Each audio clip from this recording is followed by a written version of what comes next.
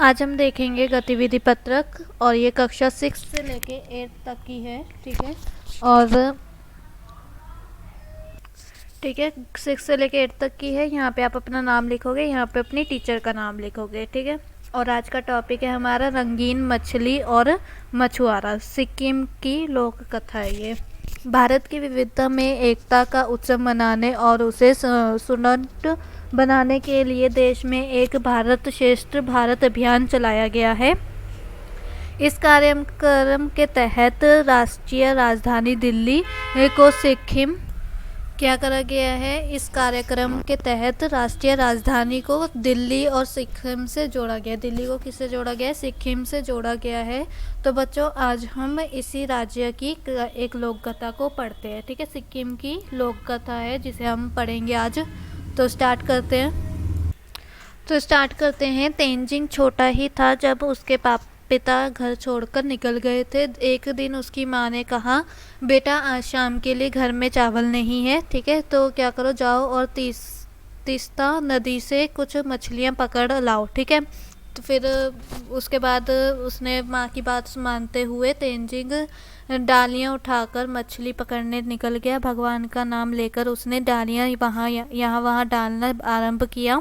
अचानक एक छोटी रंगीन मछली उसके हाथ लगी, जो अन्य अन्य बाकी मछलियों से दूर अलग दिखती थी। सुनहरा रंग था उसका, लाल रेड कलर की थी, ये रेड कलर की उसकी आंखें थी, और जो उसकी पूंछ थी उसमें बहुत सारे रंग थे। उसकी पूंछ ने उसका मन क्या कर लिया, इतना मोह लिया कि उसे अपने घर ले जाकर पालने का इच्छा हुई कि मैं इसे पालूंगा। ठीक है। यकायक उसके कानों में आवाज़ आई, मुझे छोड़ दो, मैं जीवन भर तुम्हारा उपकार नहीं मतलब कि मैं वो तुम्हारा उपकार नहीं भूलूंगी। तो टोकरी में मछली को मचलते देखकर उसने कहा, अगर मैं तुम्हें छोड़ दूंगा तो अपनी माँ को क्या दूंगा। ठीक है, क्योंकि उसकी मम्मी ने बोला था कि जाके मछलियाँ लेके आओ और फिर आज हम क्या खाकर अपनी रात गुजारेंगे। मछली ने बोला कि तुम साहसी लड़के हो, कुछ और अधिक मेहनत करोगे तो ज़्यादा सफलता मिलेगी। तुम अधिक से अधिक मछलियाँ पकड़ लोगे, तुम मुझे छोड़ दो मेरे भाई। ठीक है। फिर उसने क्या बोला कि तुम साहसी हो, तुम और भी ज़्यादा मछलियाँ पकड़ लोगे, बस मेरे को छोड़ दो। और फिर उसके बाद क्या हुआ, अगर मैं समय पर घर नहीं लौटी तो मेरे माता पिता, ये मछली ही कह रही है। ठीक है, ये जो लाइन है ये भी मछली ही कह रही है कि अगर मैं समय पर घर नहीं पहुँची तो मेरे माता पिता क्या हो जाएंगे, उन्हें टेंशन होने लग पड़ेगी कि वो कहाँ चले गई। मछली की बात सुनकर फिर उसके मन में मछली के लिए दया आ गई। वह सोचने लगा, उसे यदि अपने माँ बाप से बिछड़ने का दुख हुआ तो वह इस पाप का भागीदार होगा। ठीक है, क्योंकि अगर वो अपने घर ले गया तो वो तो बिछड़ जाएगी। फिर उसके बाद क्या होता है, मछली को भी वह दुख ना हो जो उसके पिता से बिछड़ने के कारण उसे हो रहा था। ठीक है, जैसे कि हमने स्टार्टिंग में पढ़ा कि उसके पापा उसे छोड़ के चले गए थे, तो इसलिए वो सोच रहा था और इसलिए उसने क्या करा, वापस जाके उसे नदी में डाल दिया। दोबारा उस मछली को, रंगीन मछली को वापस डाल दिया, और जो बाकी मछलियाँ थी उसे लेकर वो क्या करा, घर लौट गया। रात को माँ का परोसा खाना भी उसे अच्छा नहीं लगा। सपने में भी तेंजिंग ने उसी सुनहरी मछली को देखा। सुबह होते ही तेंजिंग डालियाँ और टोकरी लेकर नदी की ओर निकल पड़ा। फिर आगे देखते हैं क्या हुआ। अब देखो, यहाँ से पढ़ना है। नदी में पहुँचने पर उसने डालियाँ पानी में डाली। इतने में उसे लगा एक सुनहरी मछली पानी में उछलते हुए उसी की ओर आ रही है। उसे एक आवाज़ सुनाई पड़ी, क्यों भैया, तुम्हें शायद पता नहीं, मैं इस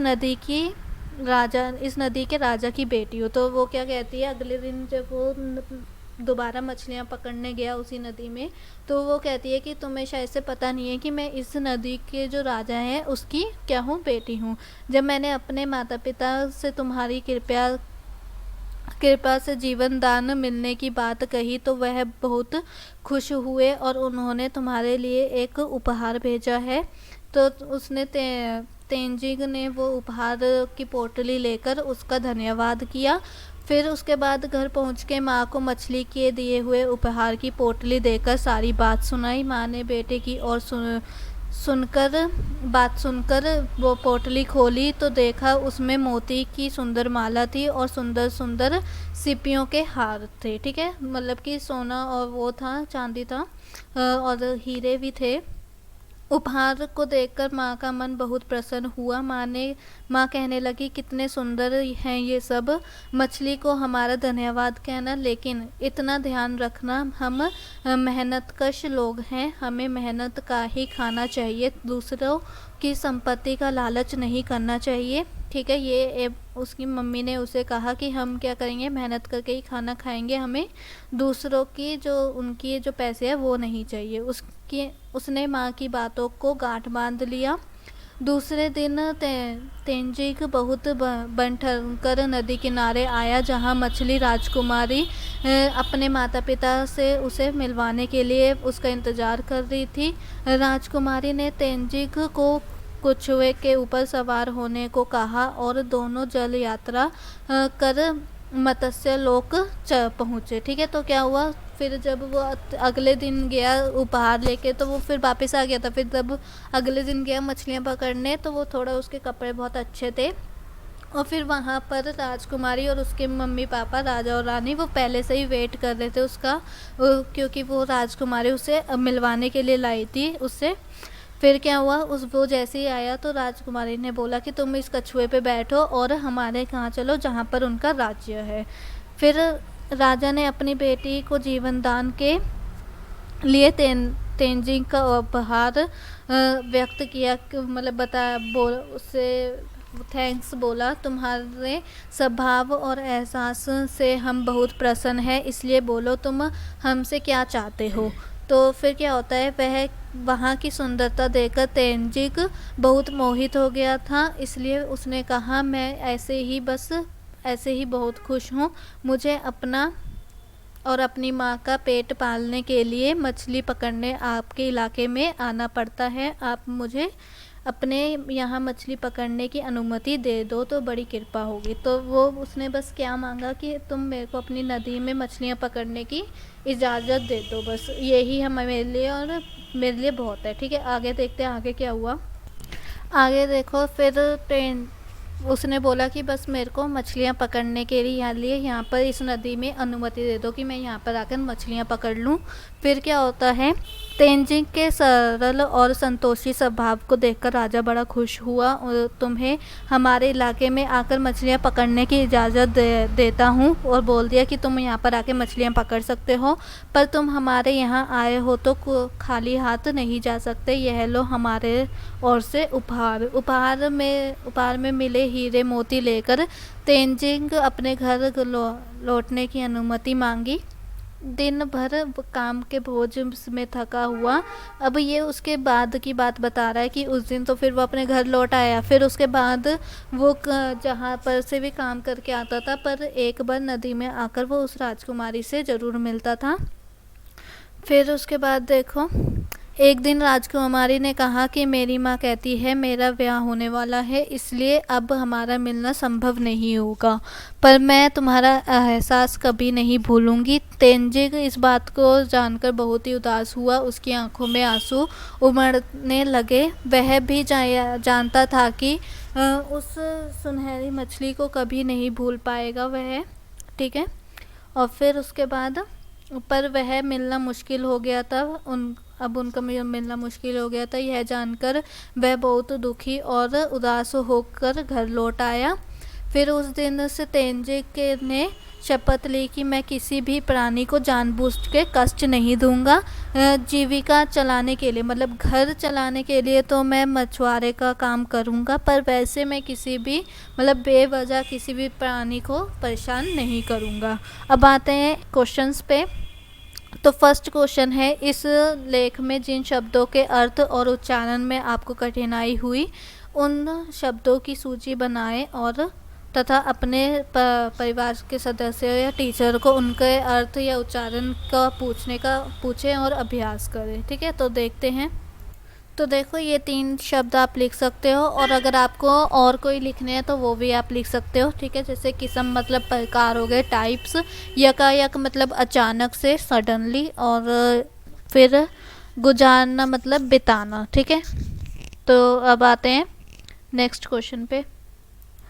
सेकंड क्वेश्चन है कि यदि आप तेंजी की जगह होते तो आप मछली से अपने लिए कौन सा उपहार मांगते और क्यों, ठीक है। तो देखते हैं। तो आप इसका आंसर ये भी लिख सकते हो सेकंड वाले का, कि यदि मैं तेंजी की जगह होता या होती तो मैं भी यही उपहार मांगता या मांगती जो तेंजी ने मांगा था, ठीक है। वरना आप कुछ और भी लिख सकते हो। अब आते हैं थर्ड वाले क्वेश्चन पे। थर्ड क्वेश्चन कहता है कि आप अपनी कक्षा के किसी एक साथी के साथ मिलकर किसी एक लोक कथा की जानकारी एकत्रित करें तथा उस पर अपनी कक्षा में प्रस्तुति दे, ठीक है। तो आपने क्या करना है, एक लोकगीत लिखना है, कोई भी गूगल पे से देखकर, वरना मैं आपको एक दिखा देती हूँ, वो आप लिख लेना। और वो आप इस थर्ड वाले क्वेश्चन का आंसर के तौर पे उसे लिख लेना अपनी कॉपी पे। तो ये आपका हो जाएगा थर्ड वाले का आंसर। ये सारा आप पूरी ये स्टोरी है, लोक कथा है, जो आप लिख लेना अपनी कॉपी में, ठीक है। और अभी मैं कर देती हूँ इसे समराइज। पहले आप वीडियो पॉज करके इतना लिख लेना, ठीक है। अभी पॉज करके आपने लिख लिया होगा। अब आती हूँ मैं दूसरे वाले पैराग्राफ पे। ये हो गया आपका फर्स्ट पैराग्राफ यहाँ तक। उसके बाद आपका ये सेकंड पैराग्राफ हो जाएगा, ठीक है। ये सेकंड पैराग्राफ यहाँ तक हो जाएगा, और ये आ गया आपका थर्ड पैराग्राफ, ठीक है, यहाँ तक। और इसे आप पॉज करके लिख लो। लास्ट में यहाँ पर है सीख देती है, ठीक है। और ये सारा आपके 3 पैराग्राफ में आपकी पूरी कहानी हो जाएगी, लोक कथा। और इसे आप अपने क्वेश्चन में अपनी कॉपी में थर्ड क्वेश्चन के आंसर में लिख लेना। तो यहीं पर ही हमारी गतिविधि कंप्लीट होती है। आई होप आपको वीडियो अच्छी लगी हो। अगर अच्छी लगी है तो प्लीज़ लाइक कीजिए, चैनल पे नए हो तो सब्सक्राइब करे बिना बिल्कुल ना जाएं, और कमेंट में रिव्यू ज़रूर दें कि आपको वीडियो कैसी लगी।